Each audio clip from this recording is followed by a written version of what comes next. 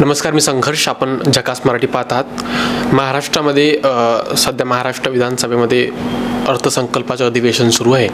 संपूर्ण महाराष्ट्रामध्ये कशा प्रकारे ह्या 1 वर्षात सरकार विकास कामं करणार आहे त्याचा आर्थिक आराखडा महाराष्ट्र सरकारने प्रस्तुत केला आहे. आमच्यासोबत आज भंडारा गोंदिया लोकसभा क्षेत्राचे माजी खासदार सुनील मेंढे साहेब आहेत. त्यांच्याशी आपण चर्चा करूया. म्हणजे साहेब, स्वागत आहे आपलं झकास मराठीवर. नमस्कार. काय सांगाल, महाराष्ट्र सरकारने अजितदादांनी अर्थसंकल्प नुकताच सादर केला. काय आहे आपली पहिली प्रतिक्रिया? कशा प्रकारे आपण सर्वसामान्य माणसाला हा अर्थसंकल्प समजावून द्याल? निश्चितपणे अजितदादा एक अनुभवी मंत्री आहेत, अर्थमंत्री आहेत आणि विशेषतः आदरणीय देवेंद्रजी फडणवीसची काही कल्पकता आहे.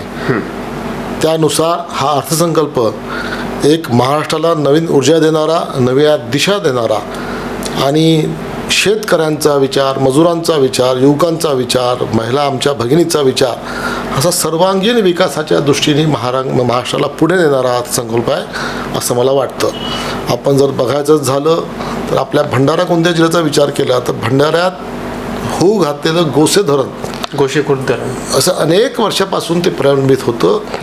या अर्थसंकल्पामध्ये भरीव तरतूद करून 2026पर्यंत हे धरणाचे संपूर्ण काम, जे छोटे मोठे कामं असतील ते पूर्ण करण्याचं अर्थसंकल्पामध्ये त्यांनी धोरण अवलंबलं आहे.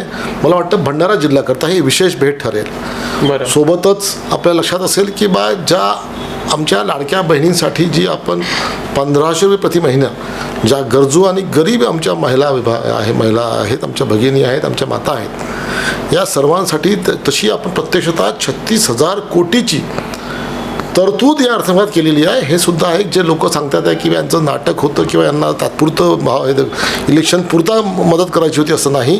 तर त्याचं जी काही धूट संकल्प आहे की आम्हाला गरीब आणि गरजू महिलांना त्यांचं सबलीकरण करणं, की त्यांना नियमित त्यांना मदत करणं, हे जे धोरण आहे सरकारचं त्यात स्पष्टता दिसते की आम्हाला खरंच महिलांचं उत्थान करायचं आहे. 2100 रुपये करणार होते महिलांकरिता लाडकी बहीण योजनेची जी राशी आहे, मात्र 1500 यावर्षी सांगण्यात आली. निश्चितपणे 1500 मदत ही काही कमी होते असं नाही आहे आणि निश्चितपणे 2100 करायचा मानस त्यांनी अजूनही बोलून दाखवला. जेव्हा जेव्हा अशी तरतूद तयार होईल महाराष्ट्रात आपल्या बजेटमध्ये त्याचा निश्चितपणे विचार केला जाईल. कुठलंही काम करत असताना, मदत करताना आपल्या जवळची तिजोरी बघितली पाहिजे. त्याच्यानुसार त्याची वाढ करण्यात येईल. त्याने वाढ करण्याचं त्यांनी जी आश्वासन दिलेलं आहे ते अजूनही कायम आहे, ते काही संपलेलं नाही. पण येणाऱ्या काळामध्ये त्याचा विचार निश्चितपणे करू. जेव्हा काही सोबत आपल्याला इतरही कामं, आपली पायाभूत कामं आहेत, इन्फ्रास्ट्रक्चरची कामं आहेत, ही पण करायची आहेत. शेतकऱ्यांची कामं करायची आहेत. शेतकऱ्यांना भाव पण द्यायचा आहे. बाजारभाव लोकांना कळावा म्हणून आज नवीन जे तंत्रज्ञान आहे AIच्या माध्यमातून, डिजिटल माध्यमातून लोकांना पूर्ण देशभरातले भाव एका वेळेस कळावेत, एका प्लॅटफॉर्मवरती कळावे, त्याची तरतूद अर्थसंकल्पात गेलेली आहे. असे अनेक चांगली शेतकऱ्यांचे, शेतमजुरांचे, युवकांसाठी मोठ्या प्रमाणामध्ये गुंतवणूक करून त्यांनासुद्धा भाव देण्यात यावं. मोठ्या आता दाओसला जे काही आपलं हे झालं त्यामध्ये मोठ्या प्रमाणात महाराष्ट्रामध्ये गुंतवणूक येत आहे.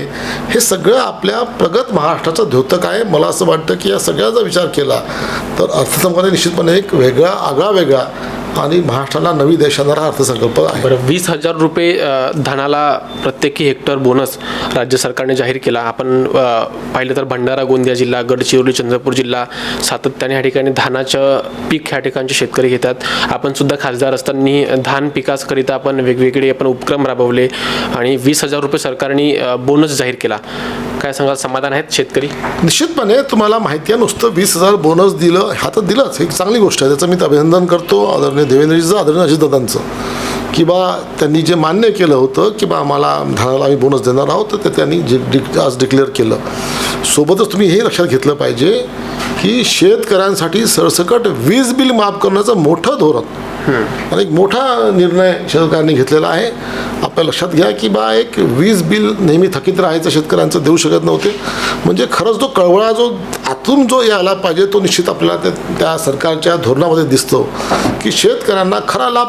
हे तर बोनस दिला आपण, आता ठीक आहे, जी काय त्यांच्या अडचणी असतात तो दिलाच, आपण दरवर्षी देतो आहे, तो यावर्षी पण दिला आणि नुसतं बोलून ठेवलं नाही, देण्याचं कबूल करून टाकलं. सोबतच सर्व शेतकऱ्यांना सरसकट वीज बिल माफ देण्याचं मोठं काम सरकारने केलं. गरिबांसाठी मोठ्या प्रमाणात घरकुल देण्याचं काम आपण करणार आहोत. सगळ्या जे गरीब, विशेषतः घरकुल बांधलेले शेतकरी गरीब लोक आहेत किंवा इतरही गरीब लोक आहेत त्या सर्वांना मोफत वीज पण काहीपर्यंत काळापर्यंत म्हणजे 150 युनिटपर्यंत मोफत वीज पण देण्याचं काम पण आपण करणार आहोत येणाऱ्या सोलरच्या माध्यमातून. असे चांगले चांगले निर्णय या सरकारच्या काळात होतात आहे. मला वाटतं की बा आपण सर्वांनी याचं कौतुकी केलं पाहिजे आणि अभिनंदनही केलं पाहिजे. बरं सर, पाहिलं तर आपण भंडारा शहरामध्ये दळणवळणीच्या ज्या सुविधा आहेत त्याच्यामध्ये खूप समस्या येत आहेत. ट्रॉफिक जागोजागी जाम होत आहे. जर आपण हायवेला जर पाहिला, आपण नुकताच आपण बायपाससुद्धा एका बाजूने आपण सुरुवात करण्याकरिता आपण पुढाकार घेतला, त्याचंसुद्धा आपण पाहिलं. नेमकं भंडारा शहरातील जे वाहतूक आहे ती कशाप्रकारे त्याचं नियंत्रण करता येईल, काय समस्या? जेव्हा मला लोकांनी खासदार म्हणून निवडून दिलं भंडारा गोंदिया जिल्ह्याच्या लोकांनी, तेव्हाच आपण मोठ्या प्रमाणामध्ये भंडारा गोंदिया जिल्ह्यामध्ये नवीन नॅशनल हायवे तयार व्हावेत या दृष्टीने प्रयत्नाला सुरुवात केली. एवढंच नव्हे तर साकोलीचा लाखणीचा ब्रिज, ज्याला ओव्हरब्रिजची गरज होती तो असोत, काही उर्वरित हायवेचं काम असो, आपलं तुमसरपासून तर तुमच्या त्या मानसरपासून तर गोंदियापर्यंतचा नॅशनल हायवे असो किंवा कोहमारा गोंदिया नॅशनल हायवे असो, ह्या सगळ्याच याची गरज होती. आणि सगळ्यांचा पाठलाग करत करत अनेक प्रश्नांना मी सोडवण्याचं मला भाग्य मिळालं आणि विशेषतः आदरणीय नितीनजींनी भरभरून आम्हाला दिलं. त्यामुळे सगळे नवीन हायवे माझ्या काळात तयार झालेत हे सगळे आणि त्याचे निर्माण पण झाले. सोबतच एक आपल्या भंडारा शहराचं एक मोठं काम म्हणजे भंडारा शहरातून जो ट्रॉफिक जायचं रायपूरकडे, म्हणजे ज्याला म्हणता येईल one of the highest density traffic density असलेला हा आमचा मार्ग आहे. परंतु शहरातून जेव्हा ट्रॉफिक जायचं तर आमच्या संपूर्ण शहराची यातायात डिस्टर्ब होऊन जायची. लोकांना 1-2 तास वाट पाहावी लागायची त्या याच्यावरती आणि कंजेशन व्हायचं. मोठा एक समस्या आमच्या भेडवत होती. म्हणून मी माझ्या काळामध्येच त्याच्या मागे लागून तो सँक्शन करून घेतला. 3 वर्षापूर्वी कामाला सुरुवात झाली आणि आता तो एक बाजू त्याची म्हणजे संपूर्ण ब्रिज अजूनही पूर्ण तयार झाला नाही, परंतु किमान अर्धा ब्रिज तयार झाला. आणि म्हणून मी गेल्या 3-4 महिन्यापासून कंत्राटदाराच्या आणि त्या अधिकाऱ्यांच्या मागे लागलो किंवा किमान अर्धा ब्रिज जरी झाला तर तुम्ही एकेरी वाहतूक जरी सुरू केली तर आमच्या शहरातून जाणारी जी काही वाहतूक आहे त्यातनं जे लोकांना त्रास होतो आहे, विद्यार्थ्यांना, अपडाऊन करणाऱ्या लोकांना, महिलांना, बसेसला, तो वेळ वाचावा म्हणून मी आग्रही होतो. आणि प्रशासन म्हणा किंवा हे त्यांनी प्रयत्न जरूर केले असतील, परंतु तो कंत्राटदार रिस्पॉन्स देत नव्हता. म्हणून शेवटी मी काल सगळे लोक मी त्यांना वारंवार सूचना देऊन पत्र देऊन सगळं करून काम करून काल मी एकेरी वाहतूक सुरू केली. त्याचं विधिवत उद्घाटन मोठ्या प्रमाणामध्ये आदरणीय नितीनजीच्या हस्ते आम्हाला करायचंही आहे. येणाऱ्या कालांतरामध्ये जेव्हा दोन्ही आमचे ब्रिज तयार होतील दोन्ही बाजूचे आणि दोन्हीची वाहतूक जेव्हा सुरू होईल त्यावेळेस आम्ही मोठं उद्घाटन पण घेणार आहोत. परंतु तात्पुरती जी रेग्युलर समस्या होती आमची जी शहरातील ती पूर्ण व्हावी म्हणून कालपासून आम्ही सुरू केला. आज अजून त्यांनी परत काही 3-4 तासाकरता ती ट्रॉफिक बंद केलेली आहे, परंतु उद्या सकाळपासून अगदी रेग्युलर आता तिथून रेगुलरी वाहतूक सुरू होईल. आणि मला असं वाटतं की बा एक भंडारेकरांसाठी मोठा दिलासाची ती गोष्ट आहे. बरं, आणखी कोणत्या समस्या दूर करण्याचं तुमचं टार्गेट आहे त्या दिवसात? आपल्याला हेही माहीत असेल की भंडारा जिल्ह्यामध्ये मेडिकल कॉलेज नव्हतं, गव्हर्नमेंट सरकारी मेडिकल कॉलेज. आपण लक्षात घेतलं पाहिजे. जेव्हा खरंच कोरोना आमच्या भागात जेव्हा झालं पूर्ण देशभर आजच्याच दिवशी कर्फ्यू आजचाच योगायोगाने आज पहिला सुरुवात आपण कर्फ्यूला सुरुवात झाली होती आपल्या याला आज त्याला पूर्ण 5 वर्ष पूर्ण झाले. परंतु जेव्हा त्या कर्फ्यूमध्ये किंवा जेव्हा मी त्या कोरोना काळात काम केलं लक्षात आलं की आपल्या भंडारा जिल्ह्यामध्ये मेडिकल कॉलेजची खूप आवश्यकता होती. तेव्हापासून त्याचा पाठलाग करत करत अनाशे मागच्या वर्षी मेडिकल कॉलेजला मंजुरी झाली. हे एक मोठं मला समाधान देणारं काम आहे.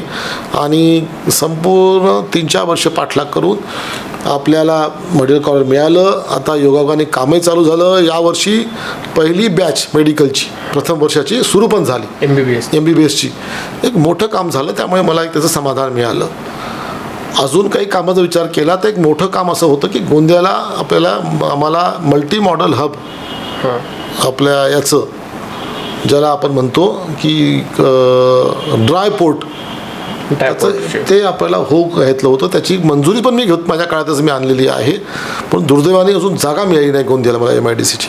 ते काम माझं अर्धवट राहिलं आहे. त्याच्या मागे मी करणार आहे आणि त्याच्याही मागे मी देवेंद्रशी प्रत्यक्ष भेटून त्यांच्याशी माझं बोलणं झालेलं आहे. त्यांनी कबूल केलं आहे की लवकरात मी तुम्हाला जागा मिळवून देतो, ताबा देतो. ते काम होऊन जाईल. ते एक मोठं काम माझं राहिलेलं आहे. तसंच एक मोठ्या प्रमाणामध्ये आमच्याकडे मत्स्य व्यवसायातलं वाव आहे. जसं शेतीमालाला शेतकऱ्यांचं धान जसं उत्पादन आहे महत्त्वाचं आहे, तसं आमच्या मोठ्या प्रमाणामध्ये आमच्या दोन्ही जिल्ह्यामध्ये भंडारा गोंदिया जिल्ह्यामध्ये 3000पेक्षा जास्त छोटे मोठे तलाव आहेत. तर तर या तलावात मत्स्य व्यवसायासाठी भरपूर वाव आहे, जे आम्ही इथेच नव्हे तर पूर्ण देशाला किंवा आम्ही इतर देशाला सुद्धा माल देऊ शकू इतकं आमच्याकडे पोटेन्शियल आहे. त्याच्यावरती अजून पाहिजे प्रमाणात काम करता आलेलं नाही. त्याच्याकरता एक मजबूत धोरणसुद्धा महाराष्ट्र शासनाचं तयार झालं नाही. त्या दृष्टीने प्रयत्न चालू आहे. ते येणाऱ्या काळामध्ये तोही माझं एक इच्छा आहे की मोठ्या प्रमाणामध्ये आम्हाला मत्स्य व्यवसायाला चालना मिळावी आणि छोटे मोठे उद्योग करू द्यायला येत नाही. मोठं आमच्या भागातील लोकांना त्याचा एक मोठा फायदा होईल असं मला वाटतं. बरं, आता एप्रिल येतच आहे आणि जवळपास 1 वर्षापासून आपण खासदार नाही आहात. आपण सांगितलं की 2-4 कामं जी आहेत ही रखडली आहेत. आपण खासदार नाही आहात किंवा पदावर नाही आहात. या सगळ्या गोष्टींचं नुकसान भंडारा गोंदिया जिल्ह्याला होत आहे असं तुम्हाला वाटतं? ही लोकांची चॉईस आहे. लोकांनी मला 5 वर्ष संधी दिलीत. मी 5 वर्ष प्रामाणिकपणे सेवा करण्याची मी प्रयत्न केला. लोकांना असं वाटलं की बा नाही, मी कुठेतरी कमी पडलो, त्यांनी दुसरा खासदार निवडून दिला. मी त्यांनाही पाहिजे त्या प्रमाणात जेव्हा वाटली त्या मदत करेलच, मला ती अडचण नाही. आता ते लोकांनी ठरवायचं आहे की बा ते उत्तम काम कोणी केलं, कोण करते आहे. हा तर आपण लोकशाहीमध्ये आपण लोकांनी दिलेला कौल मानला पाहिजे. आणि मला लोकांनी पण भरभरून दिलं, मलाही मतदान भरपूर दिलं. अगदी काही मतांनी पडलो, परंतु मला माझं जे कर्तव्य म्हणून लोकांनी जो माझ्यावरती विश्वास दाखवला तो मला, म्हणून माझी जी राहिलेली कामं आहेत, जी काही ठळक कामं, ती मला पूर्ण कर माझं कर्तव्य समजून मी माझ्या कामाचा मात्र पाठलाग करत राहणार आहे. आणि अशी काही जी काही मदत होईल लोकांना करता येईल. कारण सुदैवाने केंद्रात आणि राज्यामध्ये आमचं सरकार आहे, भाजपचं सरकार आहे. आदरणीय मोदीजींचं एक विजन आहे. संपूर्ण देशाला त्यांना पुढे न्यायचं आहे, जगज्जता करायचं आहे. त्यांनी जे स्वप्न बघितलं आहे त्या दृष्टीने जे आम्हाला करता येईल ते मदत आम्ही आमच्या परीने, माझ्या परीने, इंडियन परीने मी लोकांसाठी करत राहील. एवढंच मी याविषयी सांगेल तुम्हाला. बरं, आपण पाहिलं तर 4 दिवसाआधी नागपूरमध्ये एक हिंसा झाली. विदर्भ हा महात्मा गांधींच्या विचारांना मानणारा विदर्भ आहे आणि शांतपणे विदर्भामध्ये हिंदू, मुस्लिम आणि सर्व समाजाची लोकं राहतात. मात्र आपण 4 दिवसाआधी पाहिलं तर महल क्षेत्रामध्ये नागपूरला हिंसा झाली आणि त्यामुळे अनेक सर्वसामान्य माणसांचं सुद्धा नुकसान झाला आणि 2 समाजामध्ये त्या ठिकाणी कुठेतरी तणाव निर्माण झाला आणि खूप समस्यांचा सामना सध्या विदर्भकर आणि ती म्हणजे दखल संपूर्ण महाराष्ट्राने त्या घटनेची घेतली आहे. आपली काय प्रतिक्रिया आहे त्या घटनेबद्दल? निश्चितपणे हिंसा ही कुठल्याच समाजाकरता चांगली नाही किंवा देशाकरताही नाही आणि माणूस म्हणूनही पण नाही. पण दुसऱ्या बाजूला आपण बघितलं पाहिजे, हिची काही मानसिकता अनेक वर्षापासून तयार होते आहे. औरंगजेब होता कोण? औरंगजेब हा कोणी आमचा भारतीय नाही. तो परत देशातून आमच्यावर आक्रमणकारी होता.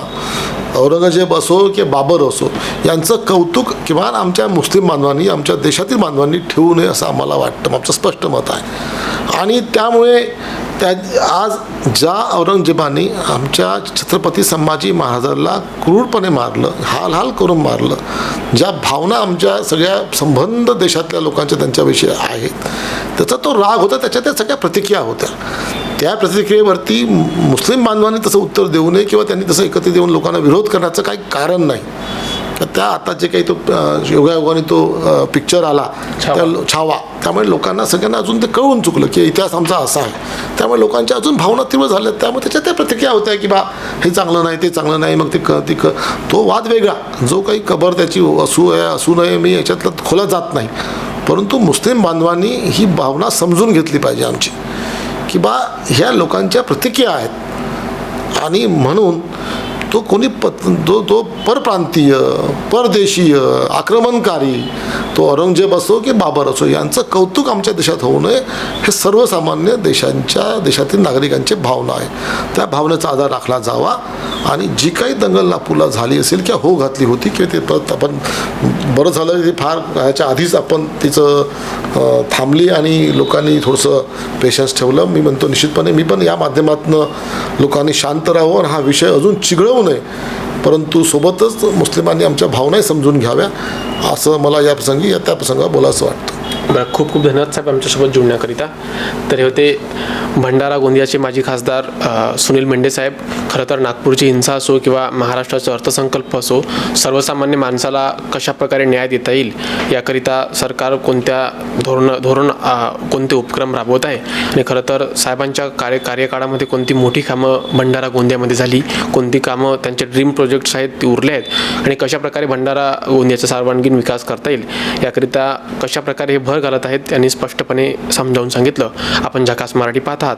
आजची व्हिडिओ शेवटपर्यंत पाहिली त्याबद्दल सर्व प्रेक्षकांच्या मनापासून आभार. खूप खूप धन्यवाद.